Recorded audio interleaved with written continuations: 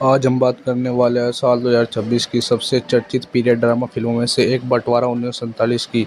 यह फिल्म भारत के विभाजन के समय हुई दर्द, पिछड़ते परिवारों और इंसानियत की कहानी को बड़े पर्दे पर दिखाने की कोशिश करती है। फिल्म की कहानी 1947 के उस दौर से शुरू होती है जब भारत और पाकिस्तान के बंटवारे का ऐलान होता है। सदियों से साथ रहने वाले लोग अचानक धर्म के आधार पर बंटने लगते हैं। शहरों और गांवों में तनाव बढ़ता है और हालत धीरे धीरे हिंसा में बदल जाती है। इसी माहौल में सनी देओल का किरदार सामने आता है। वह ऐसा इंसान है जो नफरत के बीच भी इंसानियत को बचाने की कोशिश करता है।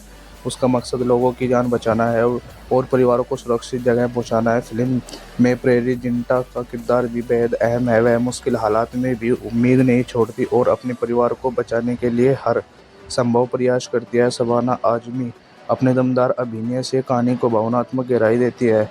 फिल्म का पहला भाग दर्शकों को 1947 के माहौल में ले जाता है। पुराने घर, गलियां, रेलवे स्टेशन, शरणार्थी कैंप और उस दौर की वेशभूषा कहानी को वास्तविक बनाने में मदद करती है। जैसे जैसे कहानी आगे बढ़ती है, हालात और गंभीर होते जाते हैं। लोग अपने ही घर छोड़ने पर मजबूर हो जाते हैं। ट्रेनें शरणार्थियों से भर जाती है और तरफ डर और अनिश्चितता का माहौल दिखाई देता है। निर्देशक ने कोशिश की कि फिल्म केवल इतिहास न लगे बल्कि हर किरदार के दर्द और संघर्ष को दर्शक महसूस कर सके। पिछले भाग में हमने फिल्म की शुरुआत और 1947 के माहौल के बारे में बात की थी। अब कहानी आगे बढ़ती है।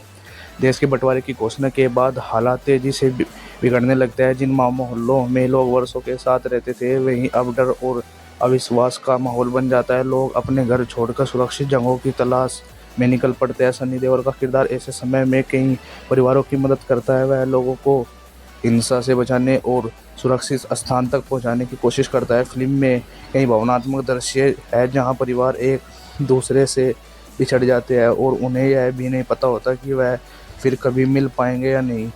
प्रीति जिंटा का किरदार कहानी में उम्मीदों की किरण बनकर सामने आता है। कठिन परिस्थितियों में भी वह हिम्मत नहीं हारती। वही शबाना आजमी का अभिनय फिल्म के सबसे भावुक पलों में जान डाल देता है।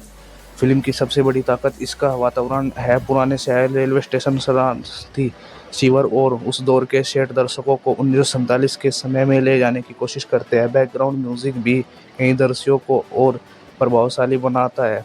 फिल्म यह दिखाने की कोशिश करती है कि बंटवारे का दर्द केवल एक देश का नहीं था बल्कि दोनों तरफ रहने वालों लाखों परिवारों का था।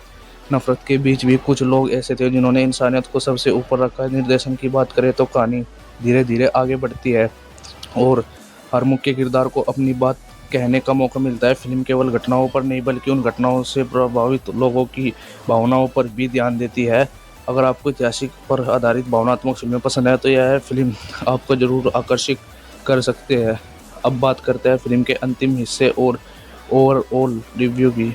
जैसे जैसे कहानी अपनी क्लाइमैक्स की ओर बढ़ती है, हर किरदार की ज़िंदगी एक बड़े मोड़ पर पहुंच जाती है। बंटवारे की वजह से बिछड़े परिवारों का दर्द, अपने घर छोड़ने की मजबूरी, भविष्य की अनिश्चितता दर्शकों को भावुक कर देती है। फिल्म का सबसे बड़ा संदेश यह है कि नफरत कभी किसी का भला नहीं करती। राजनीतिक फैसलों का सबसे बड़ा असर आम लोगों पर पड़ता है। यही बात फिल्म के ही मामरिक दृश्यों के माध्यम से दिखाने की कोशिश करती है। सनी देओल ने एक बार फिर दमदार स्क्रीन प्रेजेंस दिखाया। जहाँ ज़रूरत होती है वहाँ उनका गुस्सा दिखाई देता है और भावनात्मक दृश्यों में उनका शांत अभिनय भी प्रभावित करता है। प्रीति जिंटा की वापसी भी फिल्म के आकर्षण का हिस्सा है। शबाना आजमी अपने अनुभव से हर दृश्यों को मजबूत बनाती है जबकि बाकी कलाकार भी अपने अपने किरदारों में अच्छे लगते हैं। तकनीकी पक्ष की बात करें तो फिल्म के सेट, कास्ट्यूम और सिनेमेटोग्राफी 1947 के दौर का माहौल बनाने की कोशिश करता है। बैकग्राउंड स्कोर कई दृश्यों को प्रभावशाली बनाता है। हालांकि फिल्म की वास्तविक गुणवत्ता, कहानी की प्रस्तुति और दर्शकों की प्रतिक्रिया का सही आकलन रिलीज के बाद ही किया जा सकेगा। रिलीज से पहले किसी फिल्म को निश्चित रूप से उत्कृष्ट या कमज़ोर कहना उचित नहीं होगा। हमारी उम्मीद, अगर फिल्म अपनी कहानी, अभिनय और निर्देशन के साथ न्याय करती है तो यह फिल्म 2026 की चर्चित पीरियड ड्रामा फिल्मों में से शामिल हो सकती है। इतिहास और भावनात्मक कहानियों में रुचि रखने वाले दर्शकों के लिए यह एक दिलचस्प विकल्प बन सकती है। संभावित रेटिंग रिलीज से पहले उपलब्ध जानकारी के आधार पर कोई अंतिम स्टार रेटिंग देना उचित नहीं है। वास्तविक अक्सिमा फिल्म देखने के बाद ही किया जा सकता है। अगर आपको यह रिव्यू पसंद आया हो तो वीडियो को लाइक करें, चैनल को सब्सक्राइब करें। कमेंट में बताइए कि आप बंटवारा 1947 देखने के लिए उत्साहित हैं। मिलते हैं अगली वीडियो में।